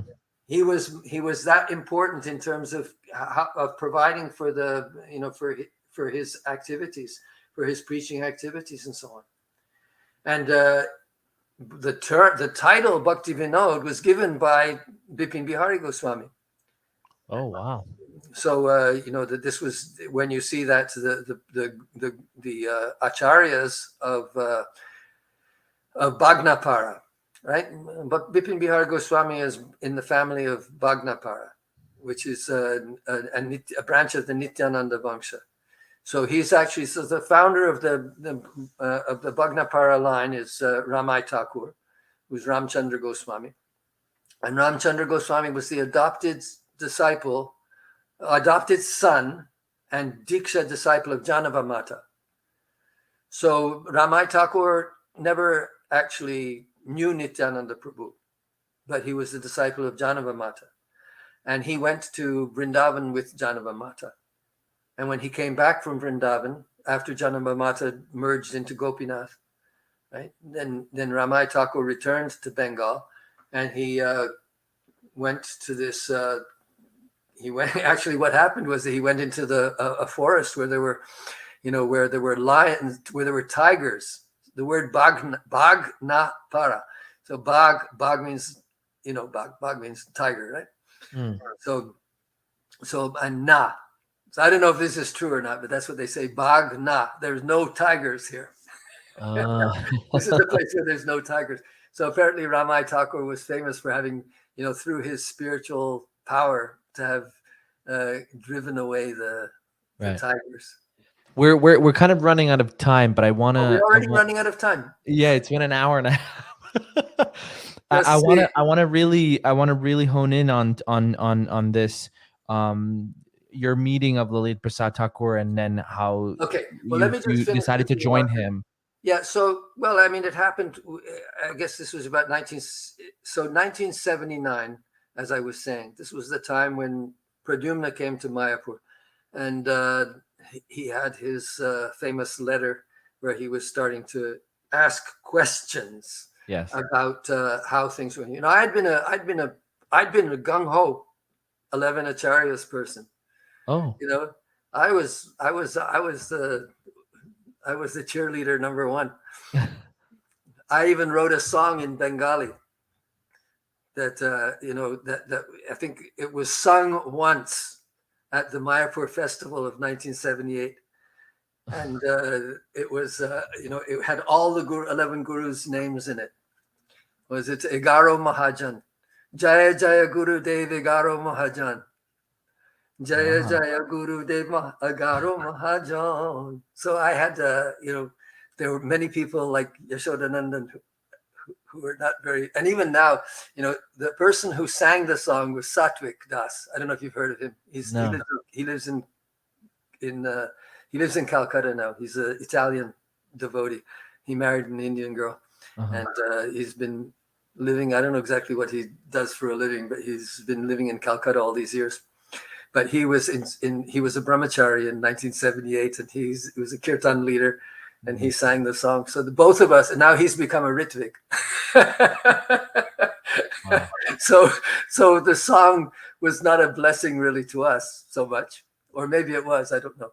But at any rate, I was gung-ho. I thought that this was, I thought that the best way to have this, and I think this was the traditional way, Prabhupada had named these people. So I still believe that Prabhupada named these people as his successors. I don't have any, I think it was clear enough that it was that I don't think that the language of these, the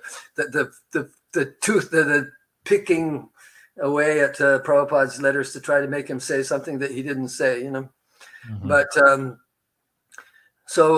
but I thought that the best way to keep it going was to encourage them and to to give them our support.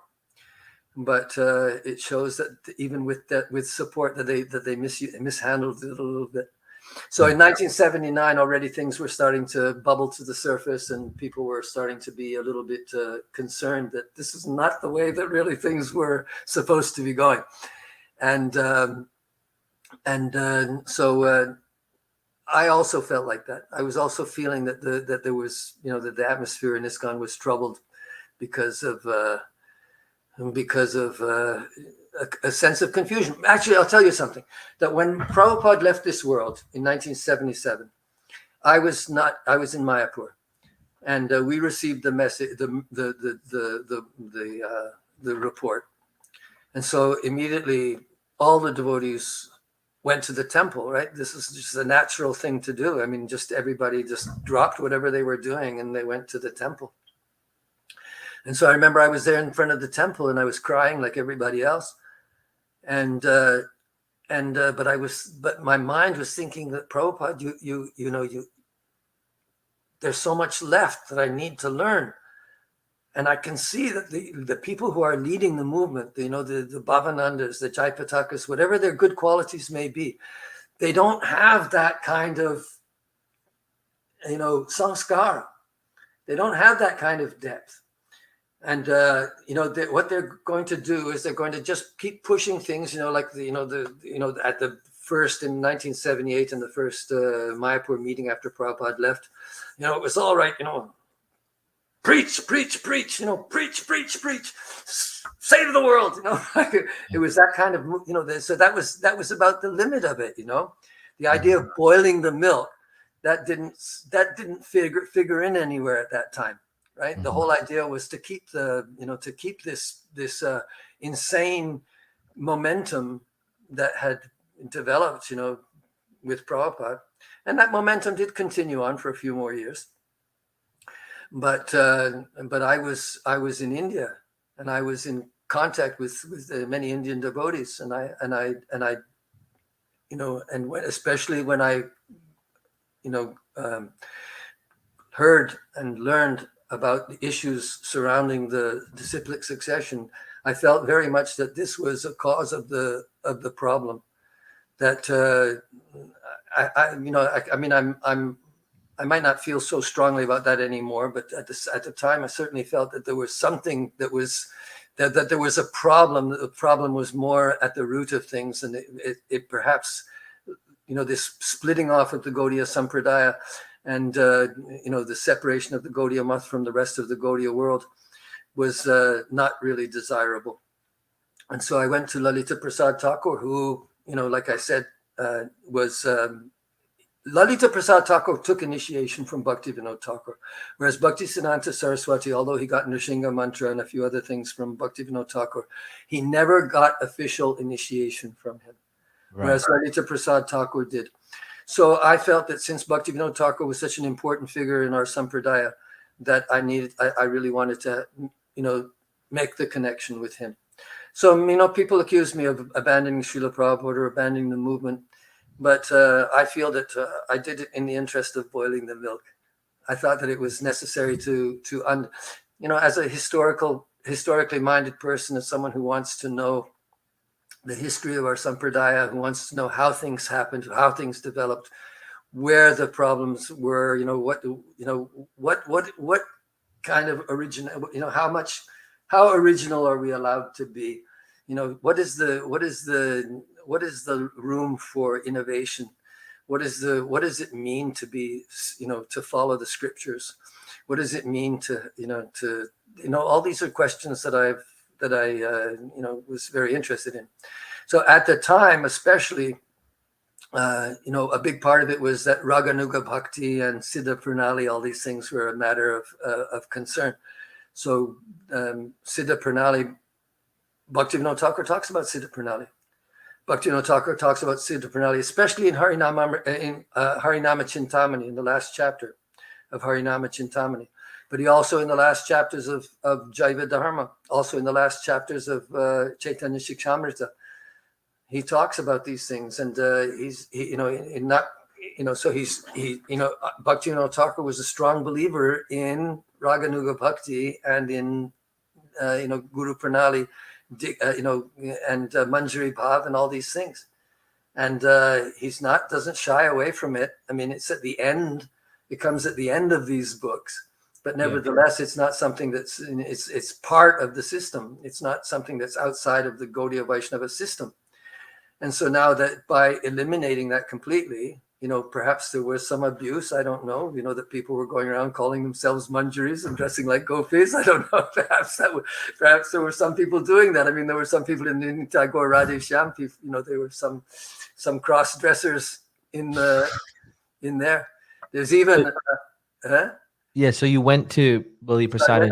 So I went to Lalita Prasad Thakur. I went there, and he gave me initiation about not so long before he left his body, actually. I spent, and then I went to at first he said just stay in ISKCON and keep at it, but I was a sannyasi in ISKCON at the time, and then I went to so I went to I guess the people like Bhavananda Maharaj, who was my superior, he was the one who actually gave me sannyas initiation. So I was traveling about in preaching here and there, but then I saw, that if I stay in ISKCON, I'm going to end up spending all my time doing management and stuff like that, and I really want to study and do bhajan. And so when it came to that, then I felt that I needed to go to Vrindavan and sit under a tree.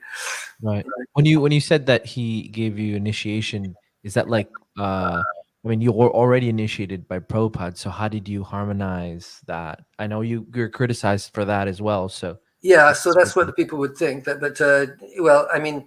Yes. So normally, I did it because I felt that that something had gone wrong and something needed to be corrected. I know that the people will, not be able to understand my mind there. Yeah, no, I'm just trying to get an account. Well, the thing was that I could not harmonize the idea that we could accept Bhaktivinod Thakur without accepting Bipin Bihari Goswami. It seems to me, like it seems called Ardha Kukuti Nyaya, right? Right. Remember that Ardha Kukuti Nyaya. So Ardha Kukuti Nyaya. So you accept Nityananda. What is it that Kaviraj Goswami says that you accept Chaitanya but you don't accept Nityananda? What's that? Right. So I was saying you accept Bhaktivinod Thakur but you don't accept Bipin Bihari Goswami. What's that? You're actually missing, in a sense, the historical integrity of the Gaudiya Vaishnava Sampradaya, because that's the way that the tradition was carried down. You have Janava Mata, Ramai Thakur, Raj Ballabha Goswami, going down until you get to Yageshwar Goswami, Vipin Bihari Goswami, and then Bhaktivinod Thakur.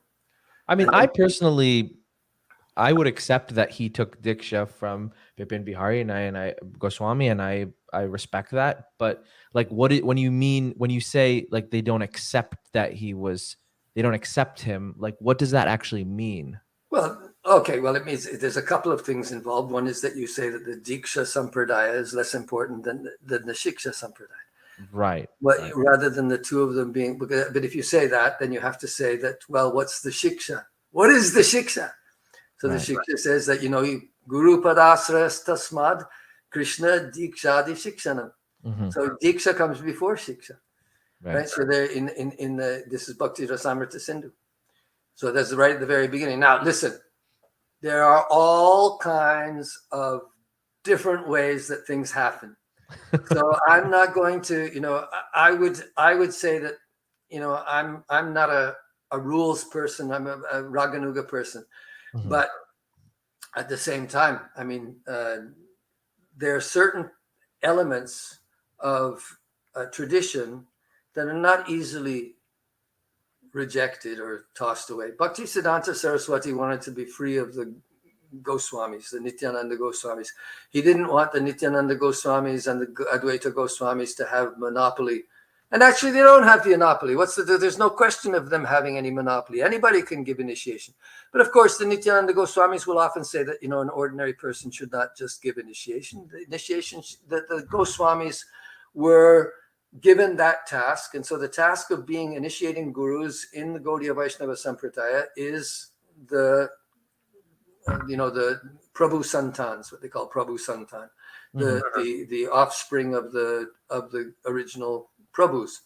But that includes, Srivasadi Gaura Bhaktavrinda. So Srivasadi Gaura Bhaktavrinda, I mean, of course, Ramai Thakur, right? But Ramai Thakur had a good lineage himself. I mean, he was the grandson of Vamshivardhanananda Thakur. So Vamshivardhanananda Thakur was a very close associate of Chaitanya Mahaprabhu in Navadvip. And he was also responsible for Vishnu Priya's maintenance and after he left the world. So so Ramai Thakur was a significant personality in his own right, but he was the adopted son and the initiated disciple of Janava Mata. If you look at Bhaktivinod Thakur's writings, he mentions it several times. Bhaktivinod Thakur has mentioned several times his relationship with Bipinath Bihari Goswami in various books. So how come, this is something that, why don't we offer our respects to Bipin Bihari Goswami every single day? Why don't we remember Bipin Bihari Goswami when we remember Bhaktivinod Thakur? We remember Gaur Kishore Das Babaji, we remember Jagannath Das Babaji, we remember, what makes Bipin Bihari Goswami so insignificant? Bipin Bihari Goswami when Bhaktivinod Thakur writes about Bipin Bihari Goswami, right? He was older, 12 years older, right? Bipin Bihari, he was 32 years old. Excuse me. Is that right? I seem to remember 12 years. It might be 8 years. He was 8 years older than So just try to think, here's Bhaktivinod Thakur, who's already been 5 years living in Jagannath Puri, studying the Bhagavatam, studying the texts and all these things. And still, after all that time, he decides that he must take initiation. He must take initiation. And he says he was looking everywhere for a guru, that either they were not sufficiently learned, or their character was not good. So, he wasn't happy. So he says, but in Bipin Bihari Goswami, he found both those qualities. So now that we're going to say, and the most interesting thing was, now this is kind of a theme that runs through the memoirs, that Bhaktivinod Thakur is struggling with meat eating and fish eating. He likes fish. He's a Bengali. He says that when he was in Bihar, he was a couple of years in Bihar, and he said he was eating every single day. He was eating goat meat, right? So devotees don't like to hear that, right? Yeah, that's not so. Bhaktivinod Thakur is eating fish and meat, and not only that, but Bhaktivinod Thakur says, he was eating so much meat, but that it made him sick. He was having ulcers and so on. I'm still here. My video just went. Okay. But so just to finish that, so then when Bhaktivinod Thakur did take his initiation, he wrote a letter to his guru. Or he wrote he says that he wrote to the guru and said that since I took initiation, I have given up doing violence to living creatures. So it means that he stopped eating meat after he took initiation. So his guru gave him initiation even when he was still eating meat. Yeah. And there's a story, of course, the famous story about Bhaktivinod Thakur when he was in Jagannath Puri, and that in Jagannath Puri that he was giving Bhagavatam classes at Jagannath Ballabha Gardens, right? He was giving classes. It's fantastic. If you've ever been to Puri and you've seen the Jagannath Ballabha Gardens, it's a fantastic place. Yeah. You know, and he was just giving his classes there to people, and everybody was coming. Right, the Babajis were coming, and then some of the Babajis, they objected because he wasn't Sadachari, and because he didn't have neck beads and so on. He says, "I don't have neck beads because I'm not initiated, but I'm not initiated, but I'm not initiated. I'm not Sadachari." That's what the point was. So then later on, but when he took initiation, then he says at that time he stopped, right? And then you see what happens then. 18 after what look at Bhaktivinod Thakur's career from 1880 to about 1890 something. Right? This is the most productive period of his life. It's the most productive period of his life. It's when he's really starting to, he starts publishing a magazine and so on. And all these things he did with the help of Vipin Bihari Goswami. Right. Vipin Bihari Goswami was a contributor to his magazine, to Sajjan Toshani.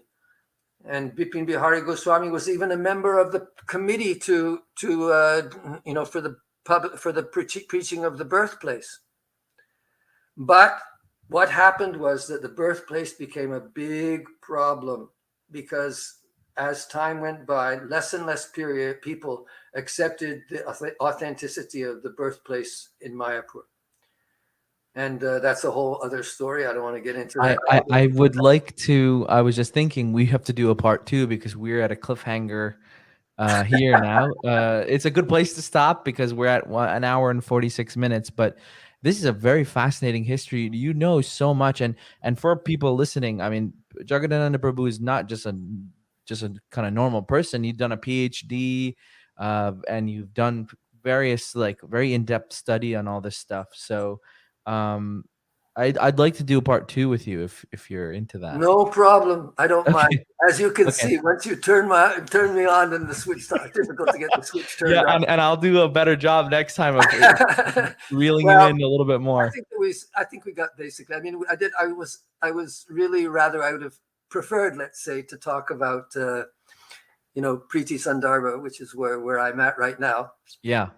But maybe we can do that in part 2. But just your evolution in your devotional life, kind of woven in with the history of Bipin Bihari Goswami, Bhaktivinod Thakur, Lalita Prasad Thakur. That's very fascinating, and I appreciate that.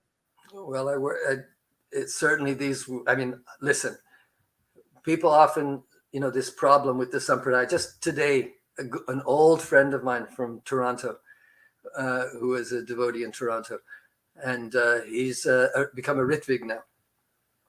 And so he was also bringing up this point, it's a point of difficulty, that he doesn't agree that I did the right thing, but what can I say? It was a great opportunity for me to learn about the Vaishnava world. Yeah. Not just the Gaudiya, but it's given me an opportunity to mix with the Vaishnava community in a way that, as a person from the Gaudiya Math, generally speaking, the Gaudiya Math and ISKCON have been, if less so nowadays, but they have been consistently critical of the traditional Gaudiya Vaishnavas. Right. And so it's very difficult for them to come into the Gaudiya Vaishnava community and and not have this, conflict hanging over them like a cloud. And so it makes it difficult to have a, meaningful, of course, that's not the case. Everybody can chant the name together. People can Gaudiya people go in Vrindavan, if you go to to the good speakers on Bhagavatam, it's full of Gaudiya Math people as well. They go there too. And other Vaishnavas, they'll also go to listen to someone like Narayan Maharaj. They know that Harikatha is, beyond Sampradaic mentality. Yeah, I know. So, I feel like being a person who interacts a lot with, what we call non-devotees, karmis and stuff. I just appreciate all devotees, no matter what their background is, what their lineage is, and I just feel like life is so short. It's so kind of petty to make inherit these wars, you could say, in some. Yeah, sure, exactly. I mean, I sometimes surprise people because I say that, that Prabhupada, he rejuvenated the entire Gaudiya Vaishnava Sampradaya, because now there are ex-ISKCON people everywhere. Right, that's a good point. There are ex-ISKCON people in the Radhaballabha Sampradaya. There are ISKCON people in the Nimbarka Sampradaya. Some people would have a problem with that, but I mean, that's a good point. That's a good point. Rejuvenating everybody. In Ramanuja Sampradaya. So these people are going in there. And what happens in India is that in India, the people who belong to, let's say, the Ramanuja Sampradaya or to the Radhaballabha Sampradaya, they see ISKCON people coming to them. Like Vinod Bihari Baba also, it's the same thing. They see these people coming to him, and where did they come from? If you take Prabhupada out of the equation, there's nothing there, right? No. So Prabhupada kind of is like, in a way, I say that he's more like like Chaitanya Mahaprabhu, in the sense that that his teaching was the holy name above everything else.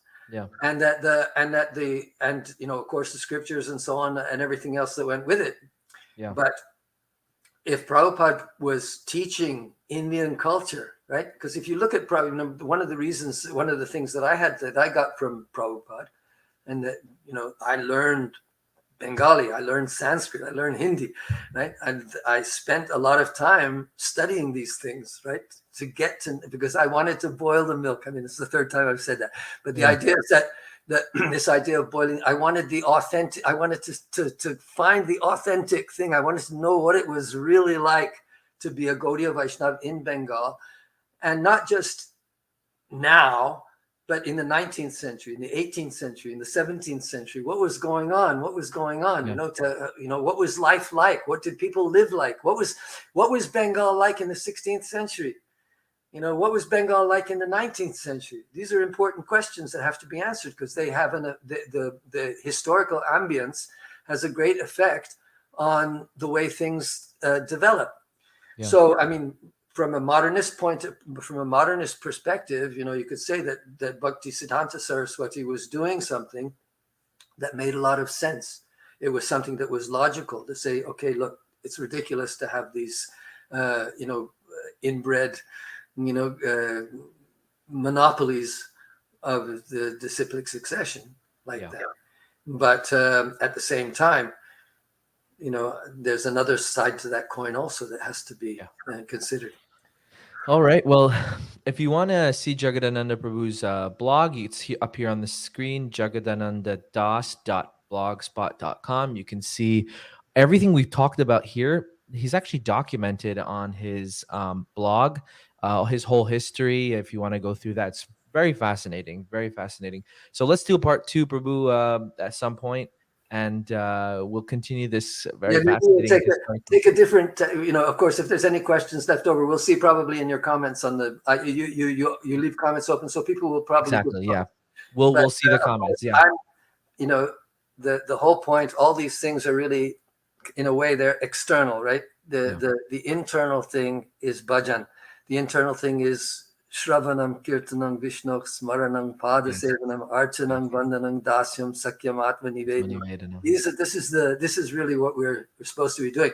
So devotional association, when you start talking about Sampradaya and all that, it becomes a question of join my group or you join my group, right? And that becomes the preeminent matter for concern. But the preeminent matter, this is what I was just saying, Gaudiya Math, and they can get together and chant Hare Krishna together, right? You can get together and you can read Bhagavatam together, or you know, you can read, you know, like there's nothing stopping you. I'm with you on that. I am with you on that. All right, Prabhu, stay on. I'm just going to turn off the recording. Okay, everyone, thank you for listening. Look out for part 2. Hare Krishna. Hare Krishna, Hare Krishna.